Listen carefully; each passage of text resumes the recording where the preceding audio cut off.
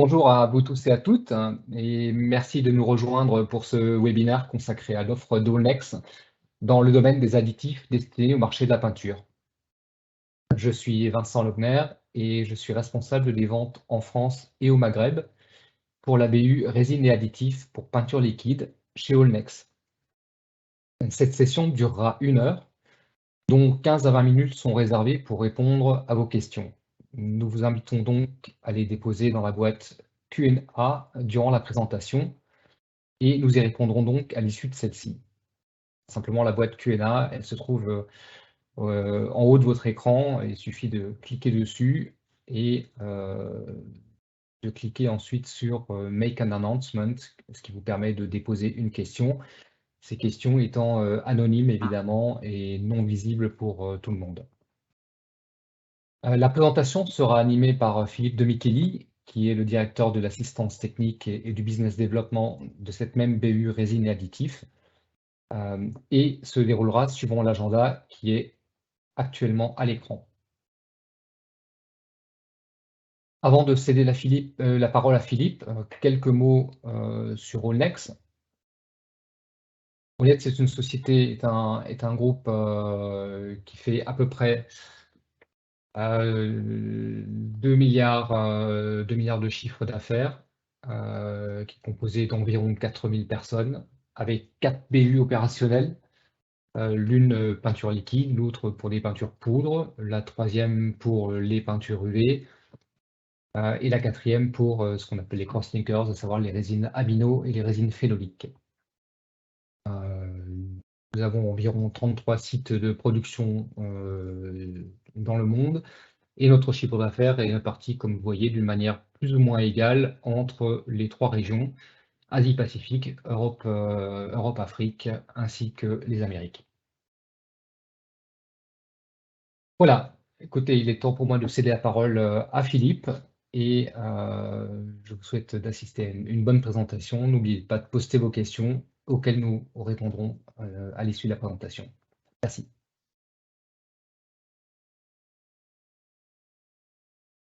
Merci Vincent pour l'introduction. Bonjour à tous, merci de nous rejoindre.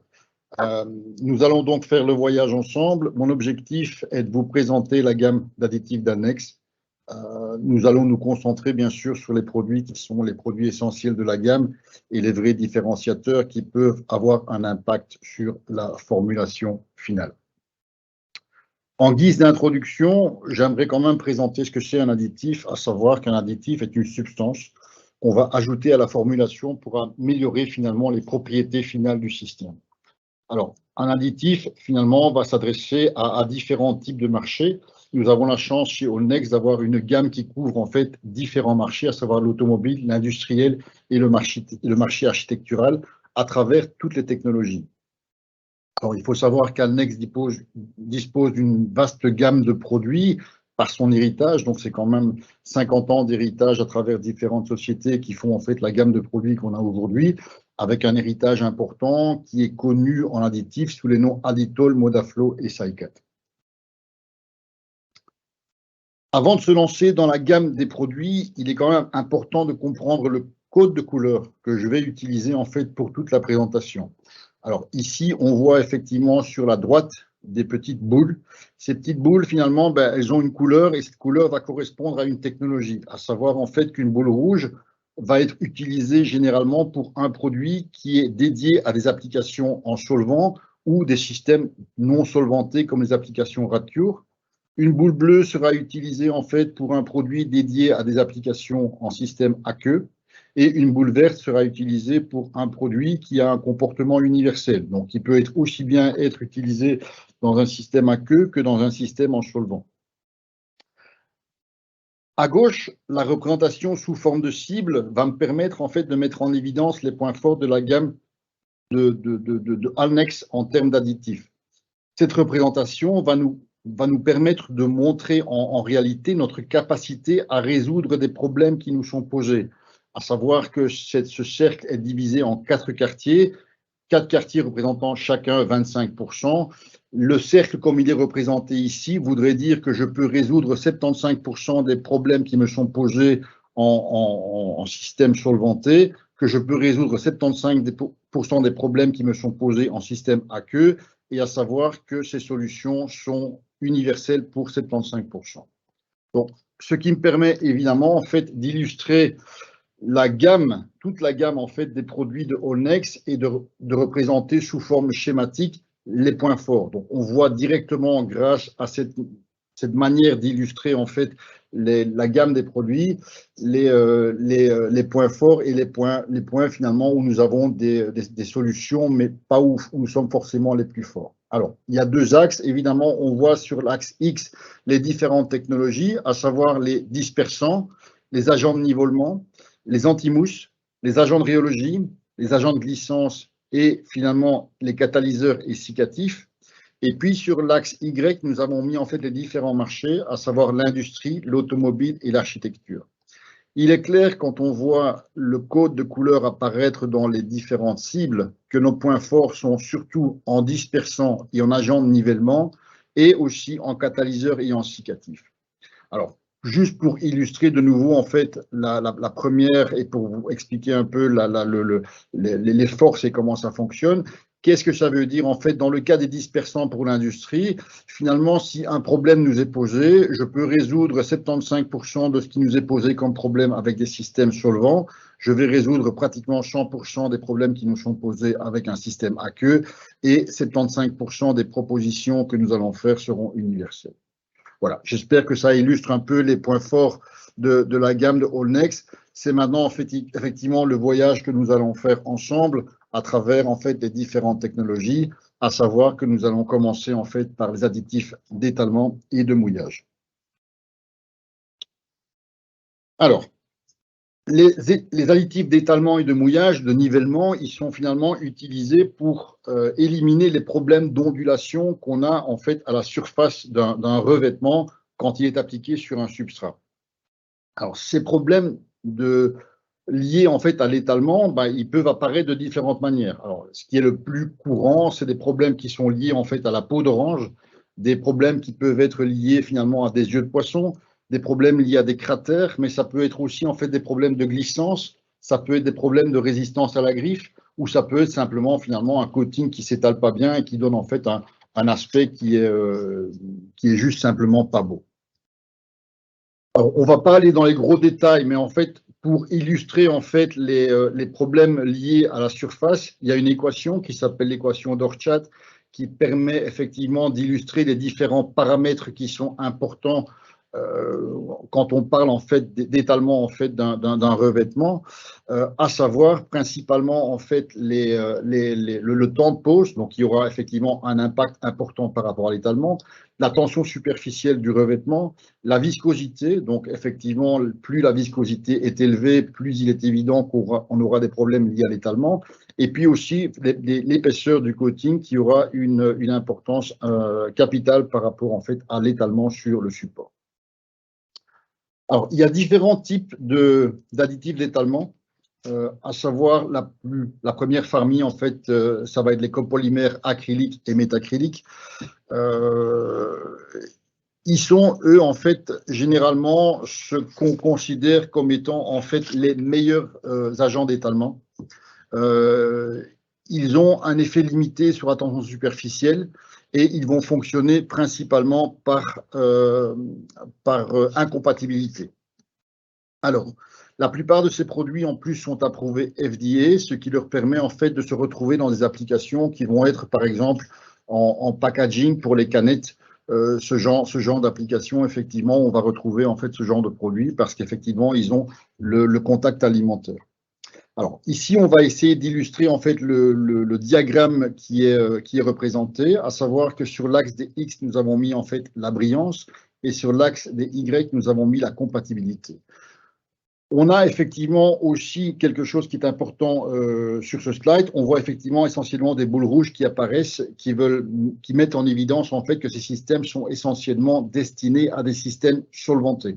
On a un seul point bleu. Donc, on a un seul produit qui est intéressant ou qui peut être appliqué en fait dans les systèmes aqueux, c'est la Modaflow AQ 3025. Les autres, effectivement, sont destinés uniquement à des systèmes solvants.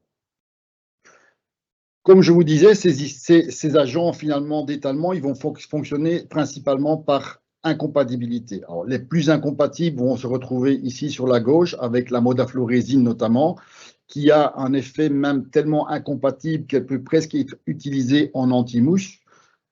Comme elle est très incompatible, elle va apporter aussi malheureusement en fait une certaine turbidité dans le système et donc on va l'utiliser essentiellement dans des systèmes de couches primaires intermédiaires, mais rarement en top coat. Quand on a besoin en fait d'aller vers des couches de finition, on va devoir diminuer le poids moléculaire, augmenter la polarité et c'est ainsi en fait qu'on va apparaître, on voit apparaître en fait d'autres produits comme l'Aditol 480, la Modaflow 2100 ou voir la Modaflow 9200 qui est la plus compatible, qui est celle qui va apporter le plus de brillance. Et donc, dans les systèmes top coat, on aura tendance en fait à aller vers la droite sur le diagramme et donc aller vers des systèmes qui sont plus compatibles et qui n'apportent pas en fait cette turbidité qu'on peut avoir avec la Modaflow résine.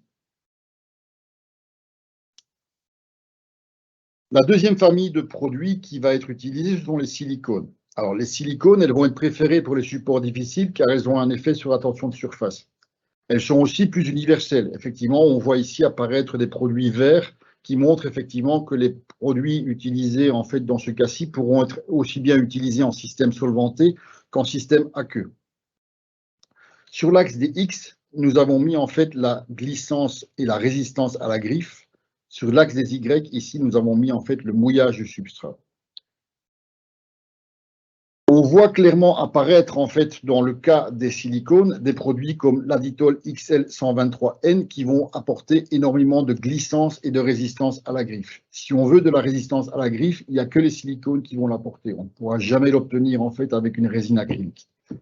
Par contre, on voit aussi des produits en fait comme l'Aditol XW6580 qui ont en fait un très très bon effet au niveau du mouillage du substrat et qui seront, eux, plutôt utilisés comme des anticratères ou comme des produits pour améliorer finalement le mouillage sur le substrat. Au milieu de la gamme, on va trouver l'Aditol VXL 4930, qui est un produit qui est relativement intéressant car il a un caractère très, très universel. Il est très compatible avec une large gamme de résines et il va permettre à la fois de mouiller les substrats, mais aussi d'apporter une certaine résistance à la griffe, donc une certaine glissance en fait dans le système.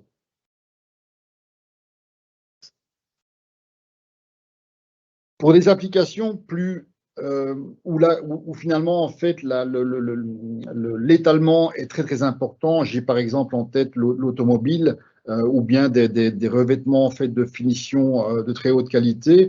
On a besoin finalement des deux. Donc on se rend compte effectivement que les copolymères acryliques, ils sont intéressants surtout en fait pour réduire ce qu'on appelle en fait les micro-ondulations de surface. Les agents en silicone, eux, par contre, sont plus intéressants pour les grandes ondulations, pour ce qu'on appelle la peau d'orange. Donc, si on veut véritablement une finition optimale, la plupart des formulateurs vont finalement mélanger les deux technologies pour arriver en fait à un étalement optimal pour réduire à la fois les micro-ondes, j'ai envie de dire, mais aussi en fait les grandes ondulations de surface.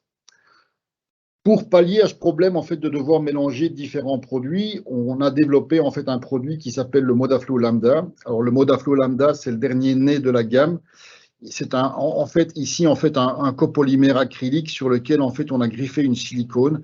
On voit clairement en fait que la silicone est à l'intérieur en fait de la molécule et non pas à l'extérieur, ce qui lui permet effectivement d'avoir des propriétés particulières. Et l'avantage finalement de ce produit, c'est qu'il apporte une qualité optimale à faible dose, tout en minimisant les risques de mélanger en fait différents agents d'étalement siliconés et non siliconés. Voilà. Nous passons maintenant en fait à notre deuxième famille de produits qui sont les additifs pour les dispersions pigmentaires. Les agents de dispersion classiques sont des petites molécules. Ces petites molécules, finalement, elles vont interagir avec les pigments, comme illustré ci-dessous. Donc, on a un pigment avec effectivement un additif qui a des groupes d'ancrage qui vont s'accrocher en fait sur le pigment. Et puis, finalement, en fait, la queue en fait de cette molécule qui va permettre aux particules de ne pas se réagglomérer les unes avec les autres. Quand on parle d'additifs dispersion moderne, on a en fait affaire à des produits qui sont construits avec des squelettes polymères modifiés avec différents groupes d'ancrage. Les dispersions de poids moléculaires plus élevées apportent généralement ainsi une meilleure stabilité après broyage, car ils ont plusieurs têtes d'ancrage et donc ils permettent une meilleure stabilité au système formulé. Ce qu'on voit sur la droite du diagramme ici, ce sont en fait différents types de modifications qu'il est possible d'apporter en fait à un agent dispersant en fonction du type de pigment. Ainsi, on voit en fait des modifications acides, acide phosphorique, acide sulfurique, acide acrylique, qui permettent finalement d'avoir de l'ancrage sur des pigments plutôt de type inorganique. Par contre, dès qu'on aura affaire en fait à des pigments organiques, on aura plutôt affaire à des modifications amines, des modifications amides ou bien carrément en fait des modifications uréiques. La chaîne finalement qui va s'étendre ensuite qui va permettre en fait aux particules de ne pas se réagglomérer auront aussi en fait des caractéristiques chimiques en fonction de la résine ou en fonction du milieu dans lequel on va disperser. Si on a affaire à un système aqueux, on préférera en fait des chaînes polyéthères. Si on a affaire à des systèmes solvants, on préférera des chaînes polyester. Alors, pour empêcher finalement les particules de se réagglomérer, parce que c'est un peu le but en fait quand on fait de la dispersion pigmentaire, donc on veut effectivement avoir une meilleure, je vais dire, un meilleur rendu possible du pigment, mais on veut aussi empêcher que ces pigments finalement se réagglomèrent, parce que la réagglomération fait finalement qu'on a de la perte de couleur, mais qu'on a aussi de la perte de stabilité. Donc pour effectivement avoir un système qui ne se réagglomère pas, on peut avoir affaire effectivement à une stabilisation stérique en fonction effectivement des chaînes modifiées qui vont se mettre dans le liant, ou on peut avoir effectivement une stabilisation ionique qui empêche finalement les particules de se réagglomérer les unes avec les autres. Alors, lorsqu'on parle en fait de dispersion pigmentaire, on parle de broyage. Et lorsqu'on parle de broyage, effectivement, on a affaire à différentes technologies dans le marché. On peut voir effectivement des systèmes en broyage direct. Alors, en broyage direct, c'est clair, on met tout ensemble. Donc, on met le pigment, la résine, les agents de dispersion. On passe sur la technologie de broyage qui peut être une tricylindre ou qui peut être finalement un broyage à billes. Et on a finalement un produit qui donne une très très haute qualité. Alors le seul inconvénient de ce broyage direct finalement, c'est qu'il a peu de flexibilité. Donc il est intéressant pour des broyages monopigmentaires ou bien avec des systèmes une seule couleur, très très gros tirage. Ça c'est vraiment intéressant de travailler en broyage direct. Par contre, dès qu'on veut faire plusieurs couleurs différentes, c'est pas vraiment intéressant parce qu'on n'a pas de flexibilité. Et là, c'est plus intéressant de passer en dispersion pigmentaire. Alors, en dispersion pigmentaire, c'est aussi appelé les pâtes pigmentaires. C'est aussi connu sous le nom de slurries. C'est aussi connu finalement sous le nom de colorant. Donc, ce qu'on va faire ici dans ce cas-là, c'est un colorant. Donc, on va simplement en fait dans ce cas-ci mélanger en fait des dispersants avec des pigments. On va utiliser des surfactants et des glycols pour finalement obtenir quelque chose qui a une bonne consistance. Et avec ce genre en fait de colorant, on obtient un bon compromis en fait de qualité, mais on obtient surtout en fait une haute flexibilité. Donc on peut faire différents types de pâtes pigmentaires que l'on va mélanger en fait avec un liant, avec un médium pour faire finalement différentes couleurs. Alors, ça, c'est intéressant parce que ça donne de la flexibilité. Par contre, on s'est rendu compte que finalement, ces dispersants, avec les glycols et les surfactants, ils avaient un impact qui n'était pas négligeable au niveau des propriétés finales. Et donc, on est venu en fait avec un nouveau concept sur le marché, qui est en fait le concept des résines de broyage. Alors, en résine de broyage, on a affaire à quelque chose finalement qui est un polymère de poids moléculaire très très élevé, avec différentes têtes d'ancrage. Et donc, ce qu'on va faire simplement, c'est qu'on va simplement mélanger ces résines qui ont un haut pouvoir dispersant avec des pigments et pouvoir faire le même principe en fait de colorant, mais avec finalement un système qui est basé sur un polymère et donc polymère qui n'aura pas d'interaction sur les propriétés finales du système. Et là, effectivement, on obtient en fait le meilleur des deux mondes, à savoir en fait une très très haute qualité et une très haute flexibilité. Alors, le slide suivant, c'est probablement le plus complexe que j'ai à vous présenter. Il y a beaucoup de choses en fait sur ce diagramme. Je vais quand même essayer d'être le plus clair possible. Donc, ce qu'on a, d'abord, on va présenter un peu les axes. Donc, sur l'axe en fait des Y, on a mis en fait finalement les 3 technologies que je viens de vous présenter, à savoir le broyage direct, les colorants et les pâtes pigmentaires en fait sur base de résine. Sur l'axe des X, nous avons mis finalement les pigments. Donc, quand on a affaire à des pigments inorganiques, donc plutôt les pigments blancs ou plutôt en fait les agents de matage et ce genre en fait de particules, les pigments organiques. Et puis en fait sur la droite, nous avons mis en fait ce que nous considérons être des produits qui ont à la fois un comportement intéressant avec les pigments inorganiques et les pigments inorganiques, et donc qui ont un caractère universel. Alors, on va parler en fait de nos produits en partant de la gauche vers la droite. Alors, je vais commencer en fait par les produits en broyage direct et puis on va remonter en fait dans le diagramme pour arriver en fait au système en pâte pigmentaire. Alors, on a quelques produits qui sont intéressants, à savoir le VXL 4992, qui est en fait un produit qui permet la préparation de mastic pour l'industrie automobile. Donc, ce n'est pas véritablement un système pigmenté, mais ce sont en fait des systèmes qui contiennent en fait de très très hautes concentrations en fait en agents comment je vais dire, en agents tels que les silices et les sulfates de barium, ce genre de choses. Et donc, il est important d'avoir des agents de mouillage pour ce genre de produit, à savoir que 4992 est le plus intéressant de la gamme. Le XL6577 est un produit qui est très très intéressant pour les pigments inorganiques blancs, à savoir en fait qu'avec ce genre de produit, on pourra disperser jusque 75% en fait de produits dans un concentré pigmentaire. Alors, tout ça pour des produits solventés. Alors, on reste avec les produits solventés. On a 3 produits ici qui sont intéressants, plutôt en broyage direct. La 6593, la 6521 et la 6212. Alors la 6521, je commence par elle, c'est notre produit phare pour les systèmes pigmentés noirs. Donc dès qu'on a affaire à un pigmenté noir, ce produit est probablement en fait le plus intéressant en broyage direct, voire même en système colorant. La 6212 et la 6593 vont se distinguer finalement en fonction des technologies qu'on va utiliser. Alors la 6593, elle est intéressante en fait pour les systèmes polyester et les systèmes alkydes. La 6212 sera plutôt intéressante pour des systèmes en polyuréthane de composants. Donc broyage direct, en fonction des chimies, on va travailler avec un produit qui finalement est un peu différent. Si on veut finalement avoir des systèmes qui sont universels, on va aller alors vers la droite. Et là, on retrouve effectivement en fait des produits qui vont nous permettre à la fois de broyer dans différentes technologies, dans différents systèmes, différents types de pigments. Alors, on a la 6208 qui est relativement universelle, qui est plutôt utilisée, elle, dans les systèmes en fait en contact avec métal, parce que comme c'est un système anionique, on n'aura pas d'interaction en fait avec la corrosion finalement, et donc pour les systèmes anti-corrosion, c'est la technologie ou le produit en fait qui donne les meilleures performances. Alors on a 2 nouveaux-nés dans la gamme, la 6582 et la 6588.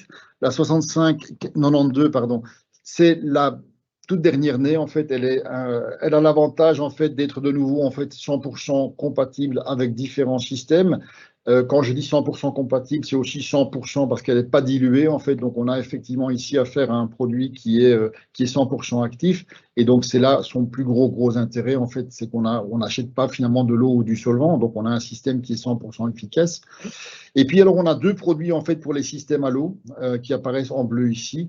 La 6394 qui est finalement la plus universelle, je dirais, qui va permettre à la fois de faire des colorants, mais aussi du broyage direct. Donc, dès qu'on a affaire à un système à queue, on aura plutôt tendance à travailler avec cette résine-là, qui est finalement la plus universelle dans les systèmes à l'eau.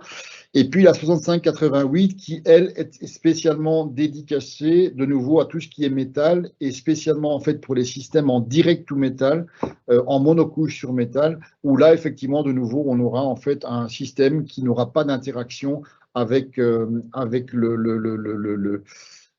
les propriétés du système en termes de résistance à la corrosion. Voilà, donc ça c'est pour un peu la gamme des produits qui nous permettent de faire du broyage direct et des colorants.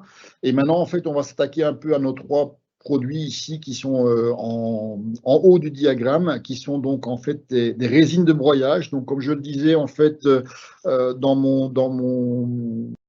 la page précédente, en fait, ici, on a affaire à des systèmes qui vont finalement broyer, permettre de broyer différents types de pigments, donc qui sont universels et qui n'ont pas d'interaction, en tout cas, avec les performances finales. Alors, quand je parle d'interaction, c'est finalement interaction en termes de résistance chimique, de résistance à la dureté, de résistance aux intempéries.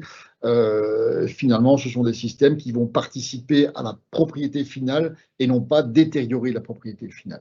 Alors, on a 3 produits, en fait. Un qui est développé plutôt pour l'automobile, qui est un produit à l'eau, qui est la 6591. Ici, un produit à l'eau, pourquoi? Parce qu'en fait, dans l'automobile, généralement, en fait, les pigments sont broyés dans des systèmes aqueux. Et donc, on a préféré, en fait, développer une résine, en fait, compatible à l'eau.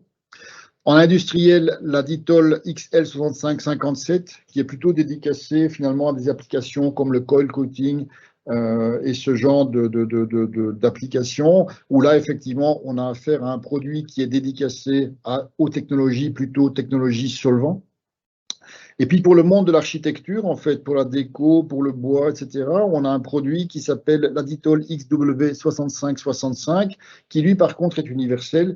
Universel dans le sens où, de nouveau, il va broyer différents types de pigments ou permettre de broyer différents types de pigments, à savoir des pigments organiques, inorganiques, noirs, blancs et voire même des agents de matage.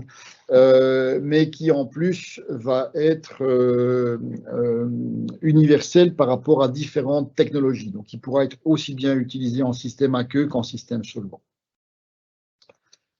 Alors voilà, pour illustrer en fait ceci, en tout cas, j'ai repris en fait la 6565 parce qu'effectivement, comme elle est universelle, elle a un caractère qui est relativement intéressant. Et ici, on illustre finalement le type de concentré pigmentaire que l'on peut faire au départ en fait de ce produit. Alors, on a effectivement comme résine principale la 6565, hein, qui est effectivement à 40-50% en fait en gros dans les différents comment je vais dire, dans les différentes pâtes pigmentaires qui ont été préparées. Qu'est-ce qu'on retrouve effectivement dans ces pâtes pigmentaires? On retrouve un peu d'antimousse, on retrouve un biocide parce qu'on a effectivement affaire à un système aqueux. Parfois, on va utiliser un aérosol quand on a besoin en fait de modifier la rhéologie, et puis un agent finalement anti-sédimentation quand c'est nécessaire en fonction de la viscosité et un peu d'eau. Donc, on retrouve effectivement, hormis la résine de dispersion et le pigment, pas grand-chose d'autre. Alors, qu'est-ce qu'on voit? Effectivement, c'est qu'on peut broyer différents types de pigments organiques. Et ici, au-dessus, effectivement, on voit toute une série de pigments qui sont des pigments organiques, à savoir les jaunes 74. On a ici, en fait, un jaune 83, on a un violet 23, on a un rouge 122, on a un vert 7. Donc, toutes les couleurs, finalement, qui sont utilisées généralement pour faire de l'octachromie. On va retrouver en fait un noir, donc un noir 7, on va retrouver un blanc, forcément, avec 70% en fait de pigments, et puis toute une série en fait de pigments inorganiques qui sont plutôt en fait ici dans ce cas-là des pigments qui sont en fait des oxydes de fer qu'on va retrouver en fait généralement aussi dans le monde architectural. Donc, qu'est-ce qu'on voit effectivement, c'est que cette résine permet de mouiller en fait tout type de pigments, avec finalement des viscosités qui restent relativement basses et des teneurs en pigments qui sont très très élevées, puisqu'on est généralement aux alentours des 40%, 50%, voire 70% même pour un pigment blanc, qui illustre finalement en fait les performances qu'on peut obtenir avec une résine de broyage. Voilà, ça c'était pour illustrer finalement les systèmes pigmentaires. Et puis moi je vous propose maintenant de continuer notre voyage avec les anti-mouches. Alors, avant d'entrer effectivement dans le monde des anti-mouches, je crois qu'il est important en fait de comprendre finalement d'où vient la mouche et comment finalement fonctionne le dégazage. À savoir que les problèmes de mouches, ils viennent essentiellement en fait, ou sont essentiellement un problème dans les systèmes base aqueuses. Alors, les problèmes de mouches finalement en système à l'eau, ils viennent de différents phénomènes. ils viennent finalement en fait enfin, ils peuvent être issus en fait de la production à cause du pompage, ils peuvent être issus en fait à cause de la filtration, ils peuvent apparaître en fonction aussi du substrat. Si on applique en fait sur un substrat poreux, bah, il peut effectivement y avoir un problème lié à ce substrat qui fait qu'on a des bulles qui se créent et qui apportent finalement un problème de mousse. Ça peut être une réaction chimique aussi, hein. Je pense par exemple à la réaction entre un isocyanate et l'eau qui va provoquer finalement en fait du gaz carbonique qui va provoquer des mousses. Donc ces problèmes de mouches, ils sont relativement importants. Ils sont surtout importants, effectivement, comme je le disais, avec les systèmes à l'eau. Et il faut absolument trouver, en fait, le moyen de dégazer, finalement, ces systèmes relativement rapidement. Alors, le dégazage, finalement, il fonctionne de manière assez simple. Donc, le principe, c'est qu'on va travailler avec une molécule qui a un caractère finalement oléophile, hein, donc qui aura tendance en fait à se déposer en fait à la surface de la bulle. Une fois qu'on est à la surface de la bulle, bah, finalement, on va permettre à la bulle de coalescer, donc de se marier avec une autre bulle pour en former une plus grosse. Et par les lois de la physique, finalement, bah, une bulle plus grosse, elle a plus tendance à remonter à la surface. Et donc, c'est ainsi qu'on va dégazer le système. Alors, lorsqu'on parle d'antimouche, on parle généralement de produits qui contiennent des particules solides. Donc, à savoir que ce qu'on appelle les systèmes de dégazage, de déaération, je ne sais pas en fait si c'est français, mais les systèmes de dégazage vont être véritablement des molécules à caractère oléophile. Quand on a affaire en fait à un antimouche, on aura affaire finalement à un produit qui généralement contient une particule solide. Cette particule solide, finalement, c'est elle qui va pénétrer en fait dans la bulle et qui va finalement la faire imploser. Alors, à savoir qu'effectivement, le problème des particules, c'est que, bon, il y a différents types de particules qui peuvent être utilisées. Généralement, on travaille avec de la silice parce qu'elle est très, très efficace. Mais par contre, elle a l'inconvénient d'être relativement incompatible et donc d'apporter de nouveau de la turbidité dans le système, ce qui n'est pas toujours en fait voulu. Dans le cas où on a besoin d'un système finalement qui est moins trouble, on va plutôt travailler avec une particule plus compatible et donc là, on va travailler par exemple avec des cires. Alors, il y a deux grandes familles en fait d'additifs anti-mousse sur le marché. Il y a les silicones et les huiles minérales. Alors, les systèmes basse viscosité, ils vont généralement être mieux démoussés avec des huiles minérales. Par contre, les silicones, elles auront généralement une meilleure tenue en fait au cisaillement. Et donc, si on doit faire du broyage et qu'on doit utiliser en fait un anti-mousse, on va préférer utiliser en fait un système siliconé. Alors, il y a des règles qui sont finalement des règles assez simples en ce qui concerne les anti-mouches. Nous, on a généralement tendance à recommander en fait 2 tiers d'anti-mouche à base de silicone pendant les phases de broyage, si nécessaire, et 1 tiers d'anti-mouche qui va être plutôt en fait dans ce cas-là une huile minérale après le broyage pour apporter finalement une meilleure stabilité. De manière schématique, de nouveau, on a représenté en fait nos différents anti-mouches. Alors, de manière assez simple, ici, sur l'axe Y, nous avons mis en fait les différents marchés. Donc, le marché architectural, industriel et automobile, qui auront en fait des demandes relativement différentes en termes de performance, mais aussi en termes de coûts, à savoir que le monde architectural demandera généralement des produits qui sont avec un rapport qualité-prix plus intéressant, alors que l'automobile va demander finalement de la performance. Donc, c'est pour ça que nous avons en fait représenté les différents marchés ici. Et puis, sur l'axe des X, nous avons représenté la compatibilité et l'efficacité, à savoir effectivement qu'un système plus efficace est généralement plus incompatible et donc apporte du trouble dans le système final. Un système plus compatible, comme je l'expliquais avant, aura effectivement moins d'influence sur la turbidité du système final. Alors ici, on retrouve finalement en fait différents systèmes. Alors effectivement, on rencontre surtout effectivement des points bleus. Points bleus, pourquoi? Parce que comme je le mentionnais en fait dans le paragraphe précédent, on a plus de problèmes de mouches avec les systèmes à queue qu'avec les systèmes solvants. Voilà, nous voilà arrivés dans notre étape suivante, à savoir les cicatifs. Les cicatifs, ils sont utilisés essentiellement en fait dans les peintures alkydes et ils vont finalement permettre d'améliorer en fait les performances de séchage. Alors, ce qu'il faut savoir, c'est que l'incorporation de sels métalliques dans les systèmes aqueux n'est pas une chose facile. C'est souvent lié à des problèmes de sédimentation. Donc, quand on veut disperser des sels métalliques dans des formulations en base d'alkyde, finalement, on se rend compte que c'est pas si facile que ça. Et ça, c'est un peu la force d'Olnex. Donc, ce qu'on a voulu nous apporter en fait à nos clients, c'est finalement une mise en dispersion plus facile. Et donc, ce que nous avons fait, c'est une mise en émulsion de sels métalliques qui facilite leur incorporation dans le système aqueux. Alors ici, je représente en fait deux produits en bleu qui sont finalement les fers de lance de la gamme d'aujourd'hui. Avec la Ditol 6206 qui lui donne un séchage plus rapide. Pardon, j'aurais dû présenter en fait les axes. Sur l'axe X, nous voyons effectivement la vitesse de séchage. Sur l'axe Y, le durcissement à cœur.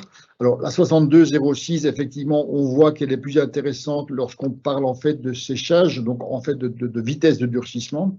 Et la 4940N, pardon, elle va permettre une incorporation plus aisée et aura aussi en fait un durcissement à cœur qui sera légèrement supérieur.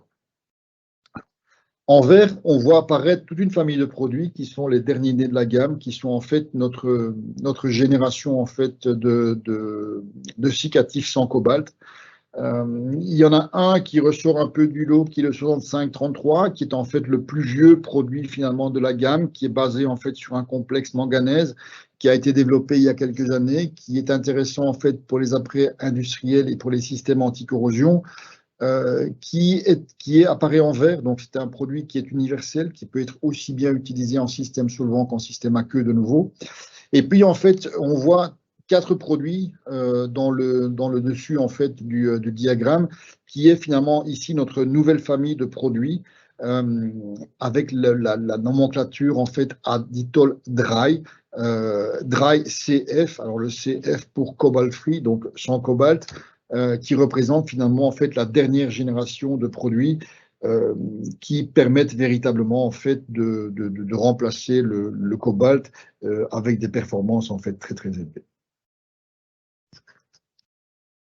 Alors,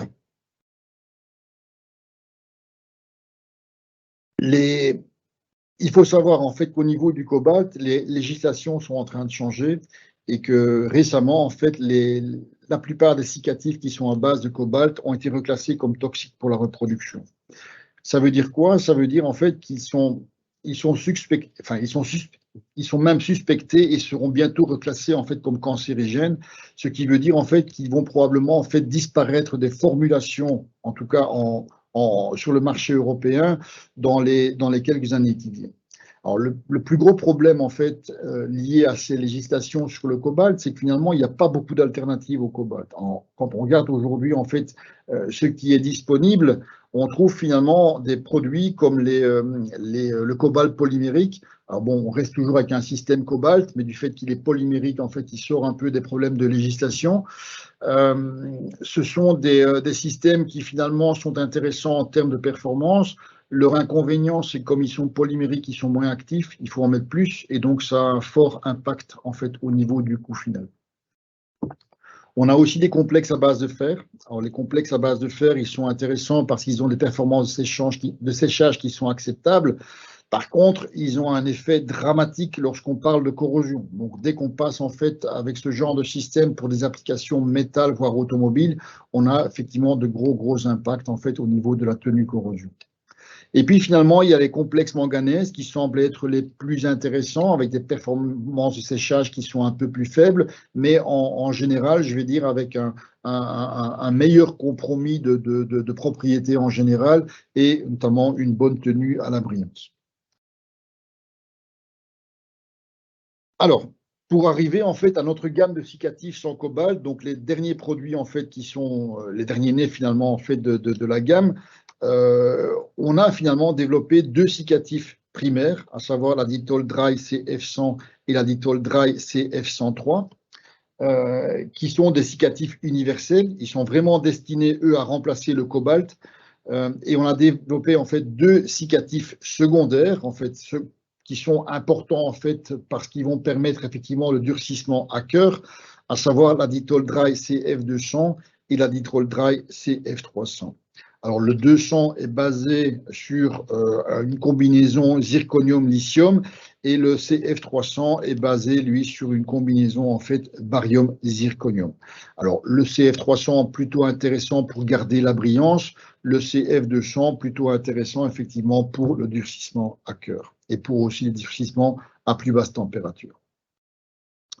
À droite, nous avons essayé d'illustrer, en fait, sur un diagramme en toile d'araignée, les performances, en fait, de nos systèmes. Alors, nous avons ici illustré, en fait, différents durcisseurs, à savoir l'Aditol Dry CF100 et le 103.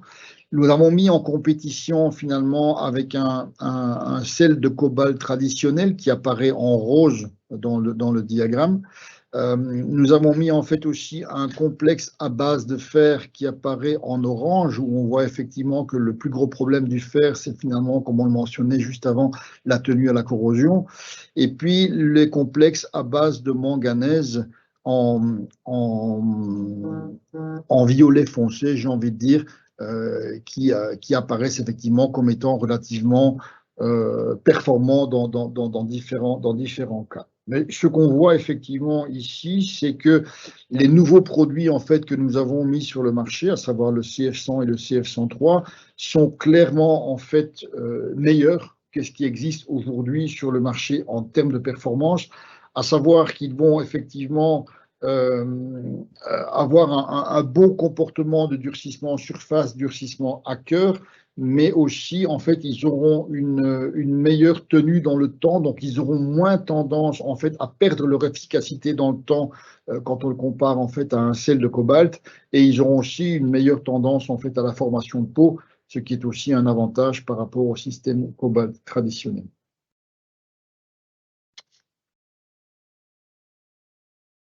Nous arrivons, en fait, dans notre famille suivante en fait de produits, à savoir les catalyseurs.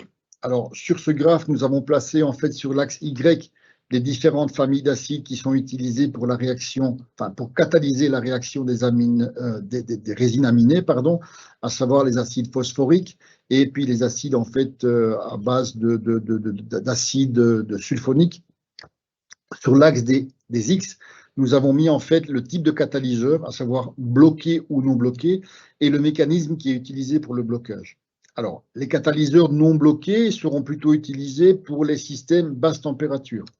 Les catalyseurs bloqués, bloqués par exemple avec une amine, eux demanderont une température supérieure pour le durcissement, mais ils vont apporter une plus grande stabilité à la formulation.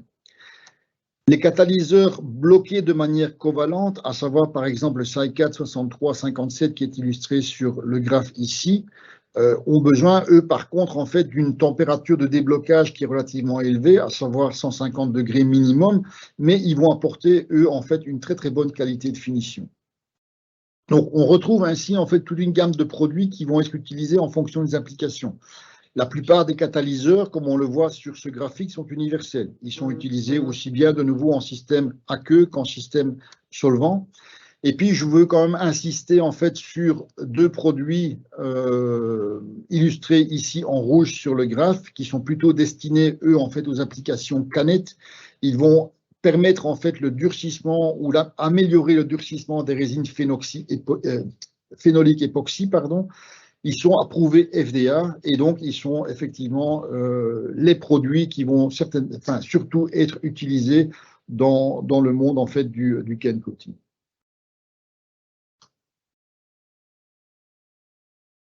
Nous abordons en fait le dernier volet des additifs, à savoir en fait une catégorie que j'ai appelée finalement autres additifs.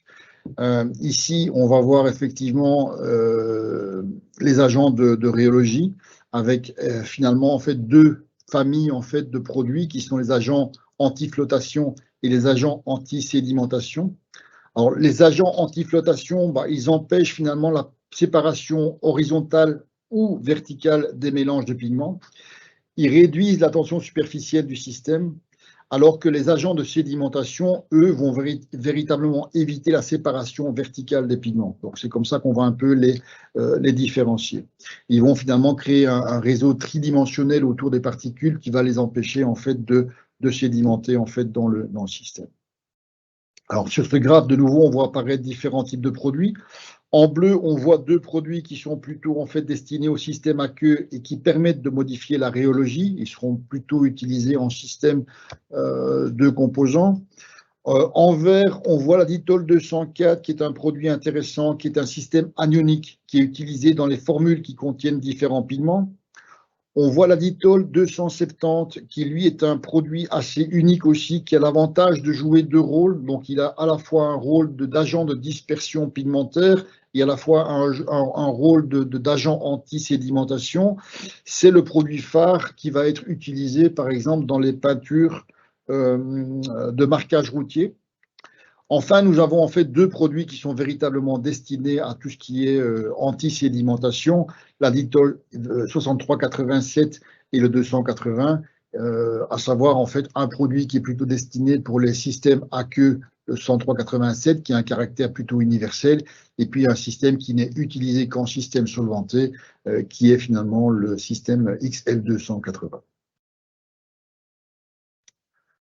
Voilà pour les agents de rhéologie. Alors, on a, comme je le mentionnais en fait dans le diagramme précédent, en fait deux produits qui sont plutôt utilisés pour créer des interactions en fait avec la matrice de dilution et donc empêcher en fait la sédimentation des systèmes. Ils sont intéressants parce qu'ils vont permettre d'augmenter la durée de conservation dans les systèmes aqueux. Et on a deux produits finalement, le 6360 et le 6388. Alors, le produit 63-60 est plutôt utilisé en fait lorsqu'on a affaire à un cisaillement élevé, notamment quand on a affaire à des systèmes avec des dispermates, donc ils vont créer beaucoup de cisaillements en fait dans la formulation. Donc on aura de meilleures performances avec le 103-60. Par contre, pour des systèmes où on a effectivement uniquement de la dilution ou du mélange, on aura finalement de très très bons résultats avec la 63-88, qui finalement en fait est une résine qui est très très intéressante à faible stress. Et donc là, l'idée effectivement est de créer en fait un véritable réseau tridimensionnel autour des particules pour de nouveau les empêcher en fait de sédimenter. Finalement, deux additifs qui peuvent être intéressants, et donc on va clôturer notre voyage par ces deux produits. Alors, un produit qui est destiné en fait au système solvant, qui est la Ditol XL 180, additif acide qui permet d'augmenter l'adhésion sur les supports métalliques. Donc, l'intérêt de ce produit, c'est qu'effectivement, son caractère acide va lui permettre d'avoir de l'ancrage sur les supports métalliques, mais aussi probablement améliorer de l'adhérence intercouche. Donc, si on a des problèmes d'adhérence intercouche avec deux couches différentes, ce genre d'additif peut être intéressant aussi pour finalement améliorer cette adhérence. Et finalement, le 65-68 qui apparaît en vert, qui est un produit donc à caractère universel, qui va être un peu l'opposé en fait du 180, parce que lui ici en fait il va jouer comme un agent anti-adhérence. Donc ici on va plutôt l'utiliser lui dans des applications de vernis temporaire. On va retrouver dans des vernis qui sont pelables, dans des vernis qui sont décollables. Et comme je le disais, en fait, il peut être utilisé aussi bien en système solventé qu'en système aqueux. Voilà, je vous remercie en tout cas pour votre attention. Et puis, je vais rendre maintenant la parole à mon collègue Vincent, qui va gérer, comme on l'a suggéré au début, la session en fait de questions-réponses. Merci encore pour votre attention. Merci beaucoup Philippe pour cette présentation et cet aperçu très très complet de la gamme d'additifs Dolenex qui, je l'espère, aura su retenir votre attention sur nul ou l'autre des technologies que nous avons évoquées. Cette présentation est disponible évidemment sur demande auprès de vos interlocuteurs habituels. Voilà. Nous allons maintenant répondre aux questions que malheureusement vous n'avez pas postées. Donc cette partie-là, on va pouvoir la chanter. Philippe, il faut qu'on prépare quelques questions pour amorcer la pompe demain si elle n'est pas amorcée. Absolument. Can we switch back to English for Irina? I don't know if Irina, you still. Yeah. Yes, I'm here. I was just joking with Philippe and telling we are going to answer the questions that people did not raise. Oh. So maybe just the finishing. I think it doesn't make sense that we go on, but just the finishing. Nous arrivons au terme de ce webinaire dont la présentation est disponible comme évoqué sur demande. Il nous reste à vous remercier pour votre participation et votre intérêt. Et nous espérons avoir pu vous convaincre que Allnex est également capable de vous accompagner dans le segment des additifs et serons très heureux d'en parler plus en détail avec vous le cas échéant. Merci, bonne journée à tous. OK.